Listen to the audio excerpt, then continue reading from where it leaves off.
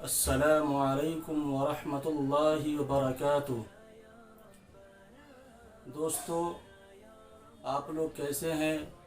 امید ہے کہ آپ لوگ خیریت و عافیت سے ہوں گے۔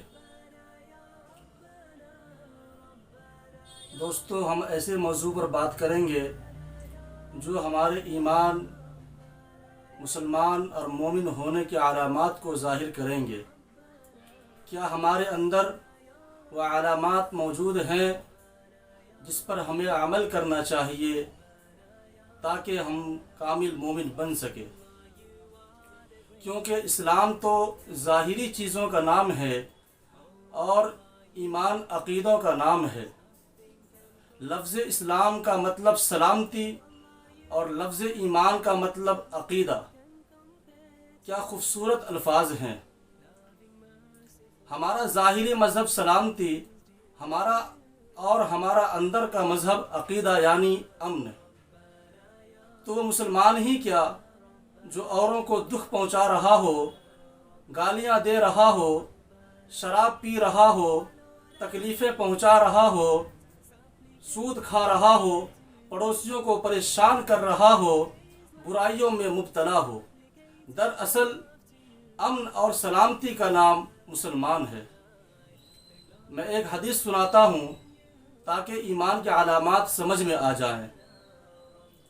ایک وفد آیا حضرت علقمہ بن حارثہ رضی اللہ عنہ، تو آپ صلی اللہ علیہ وسلم نے فرمایا، آپ کون لوگ ہیں؟ تو انہوں نے کہا، مومن، ایمان والے۔ تو آپ علیہ السلام نے فرمایا، کیا علامات ہیں تمہارے ایمان کی؟ تو انہوں نے کہا، 15 علامات ہیں ہمارے ایمان کی۔ 5 وہ جو آپ نے بتائی، 5 صحابہ نے بتائی، اور 5 ہم پہلے سے کرتے ہیں۔ آپ علیہ السلام نے فرمایا، میں نے کیا بتایا؟ تو انہوں نے کہا، آمنت باللہ وملائکتہ وکتبہ ورسلہ والیوم الآخر قدرہ خیرہ وشرہ من اللہ تعالی والبعث بعد الموت۔ اللہ کو ایک مانیں اور فرشتوں پر ایمان لائیں، اللہ کے رسولوں پر، اللہ کی کتابوں پر، اور موت کے بعد زندہ ہونے پر ایمان لائیں کہ موت کے بعد ایک زندگی ہے جو برحق ہے، جہاں سب کو زندہ ہونا ہے۔ ایسا نہیں کہ مر گیا اور مٹی میں مل گیا، نہیں، بلکہ موت کے بعد ایک زندگی ہے جہاں پر اللہ تعالی ہمارے اعمال کے مطابق فیصلہ کرنے والے ہیں۔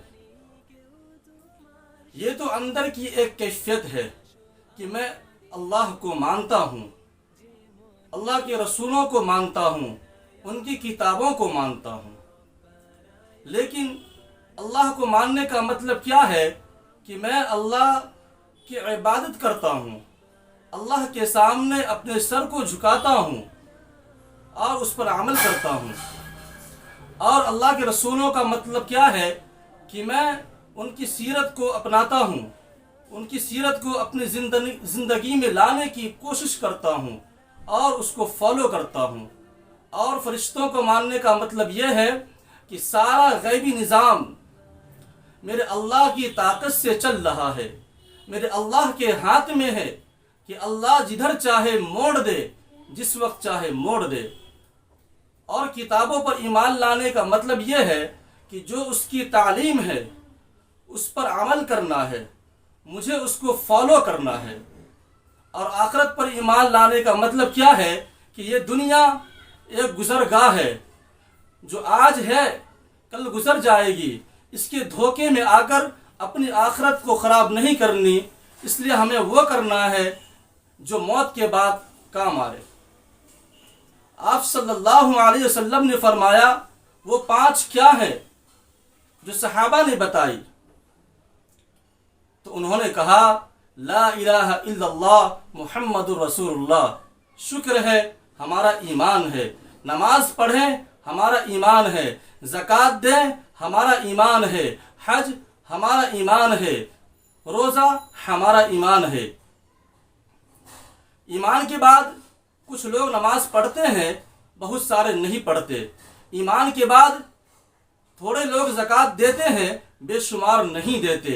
ایمان کے بعد کچھ لوگ حج کرتے ہیں، بہت سارے حج نہیں کرتے۔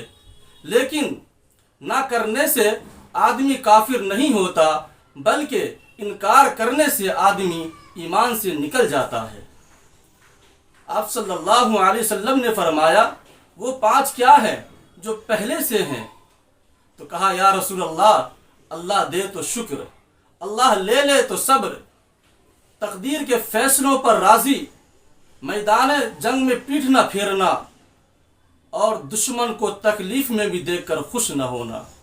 آپ صلی اللہ علیہ وسلم نے فرمایا تم تو معزز لوگ ہو، تم تو عالی شان لوگ ہو۔ آپ نے کہا 5 باتیں اور لے لو، ایمان مکمل۔ 15 باتیں آ چکی ہیں۔ اللہ کو ایک مانے، اللہ کے فرشتوں پر ایمان لائے، ان کی کتابوں پر، ان کے رسولوں پر، اور موت کے بعد زندہ ہونے پر۔ 5 وہ جو صحابہ نے بتائی: شہادت، نماز، روزہ، حج، زکوٰۃ، اور 5 جو پہلے سے ہیں: اللہ دے دے تو شکر، لے تو صبر، اور تقدیر کے فیصلوں پر راضی ہونا، اور میدان جنگ میں پیٹھ نہ پھیرنا۔ لیکن آج کے دور میں جنگ کیا ہے کہ اپنے نفس سے جنگ کرنا ہے۔ پورا بازار ڈنٹیاں مار رہا ہے، لیکن ہمیں ڈنٹی نہیں مارنی۔ پورا بازار دھوکے بازی کر رہا ہے، لیکن ہمیں دھوکہ سے پرہیز کرنا ہے۔ پورا بازار جھوٹ بول کر مال کو بیچ رہا ہے، ہمیں اس سے پرہیز کرنا ہے۔ حرام سے بچنا ہے، حرام نہ کمائیں گے اور نہ حرام کھلائیں گے، بلکہ حلال کما کر حلال اپنے اولادوں کو کھلائیں گے۔ اور 5ویں بات وہ جو دشمن کو بھی تکلیف میں دیکھ کر خوش نہ ہونا۔ آپ صلی اللہ علیہ وسلم نے فرمایا 5 اور لے لو، ایمان مکمل۔ جہاں نہیں رہنا وہاں گھر نہ بناؤ۔ گھر بنانے سے منع نہیں کر رہے ہیں، بلکہ گھر ضرورت ہے۔ گھر ضرورت ہے۔ ایک پرندہ بھی گھر بناتا ہے، گھونسلہ بناتا ہے، بلکہ بڑے بڑے محل کھڑے مت کرو، ضرورت کے مطابق گھر بناؤ۔ دوسری بات، جس کو استعمال نہیں کر سکتے اسے جوڑ کر مت رکھو۔ کسی ضرورت مند کو دے دو، اس کی ضرورت پوری ہو جائے گی، وہ دعائیں دے گا۔ ہاں اگر ضرورت ہے تو رکھو، نہیں ہے تو دے دو۔ تیسری بات جو آپ علیہ السلام نے بتائی کہ جس دنیا کو چھوڑ کر جانا ہے اس دنیا کی دوڑ نہ لگاؤ، اس کے پیچھے مت بھاگو۔ دوڑ لگانے کا مطلب کیا ہے کہ نہ حلال کی پرواہ، نہ حرام کی پرواہ، نہ جھوٹ کی پرواہ، نہ دھوکے کی پرواہ، نہ امانت کی پرواہ، نہ خیانت کی پرواہ۔ بس پیسہ چاہیے، پیسہ آنا چاہیے، چاہے ہو جیسا۔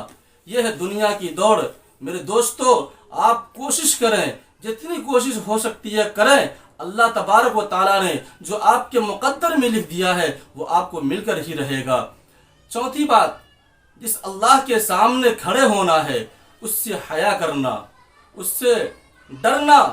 جس اللہ کے سامنے کل قیامت کے دن اچانک کھڑے ہونا ہے اس سے ہم سب کو ڈرنا ہے۔ اور 5ویں بات جو آپ علیہ السلام نے بتایا کہ جس جنت میں جا کر ہمیشہ رہنا ہے اس جنت کی رغبت، شوق اپنے دل میں پیدا کرنا۔ یہ 20 ٹپس جو آپ علیہ السلام نے صحابہ کرام کو بتائی، اگر ہم اس 20 انمول ٹپس پر عمل کر لیں تو انشاءاللہ ہماری دنیا اور آخرت دونوں بن جائے گی۔ اللہ تعالی ہم سب کو عمل کی توفیق عطا فرمائے۔ اگر آپ نے چینل کو سبسکرائب نہیں کیا ہے تو سبسکرائب کر لیں۔ السلام علیکم ورحمۃ اللہ وبرکاتہ۔